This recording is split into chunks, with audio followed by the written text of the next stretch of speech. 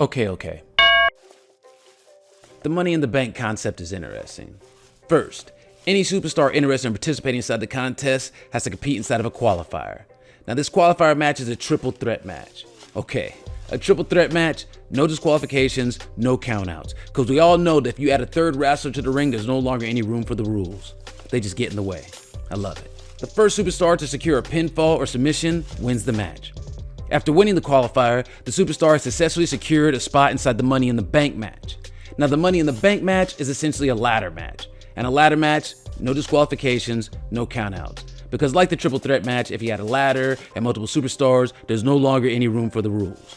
The only way to end this match is for somebody to ascend the ladder and grab the object that's hanging above the ring. In this case, the Money in the Bank briefcase.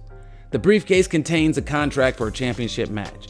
And this contract can be cashed in at any time, any place, within a year of the Money in the Bank match. Now that means that the keeper of the contract can cash in on the champ on his way to the ring, on his way to the arena, his kid's birthday party, or wedding day. Anywhere, anytime.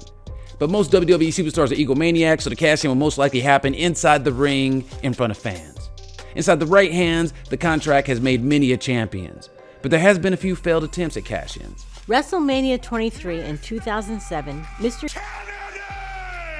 wins the Money in the Bank after ramming CM Punk with a ladder. Then on May 7th, 2007, Mr. Kennedy agrees to a match with Edge for the briefcase and loses to Edge on Raw, becoming the very first wrestler in WWE history to lose the Money in the Bank briefcase.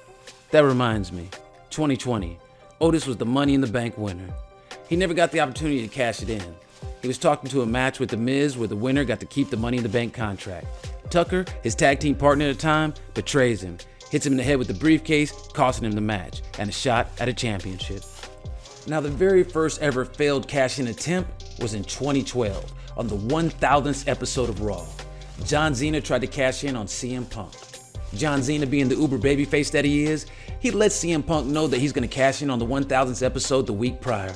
Now, this also informs The Big Show that John Cena is going to be participating inside of a championship match on July 23rd, 2012. And the Giant, he hates John Cena. He doesn't want him to have the title, so he interferes, costing John Cena the match.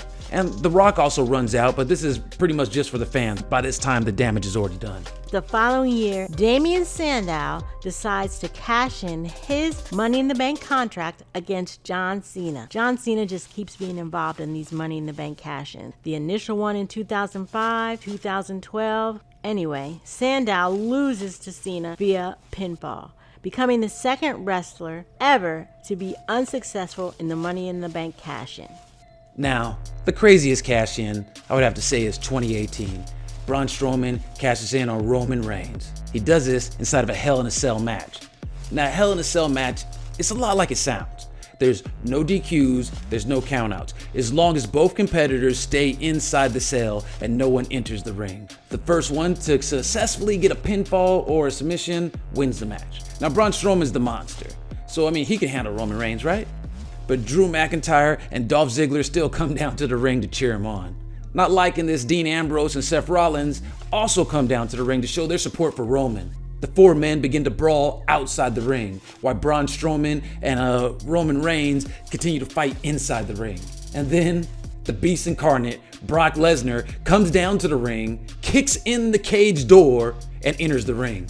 All the superstars out there are already broken, so Brock Lesnar just starts to smash all the pieces left. And it ends in a no contest. On July 1st, 2022, Austin Theory from the A decides to cash in his Money in the Bank with Seth freaking Rollins. Bobby Lashley completely destroys Seth before their match, causing Lashley to be disqualified.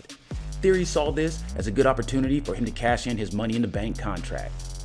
Now, Seth Rollins was the US champion at the time, so this would have been the first cash in on a non-world title.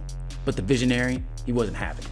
The Money in the Bank concept is a solid one. No, it's pretty flimsy, but it's interesting how just one snag of a briefcase can change the entire trajectory of a entire WWE landscape. I love it.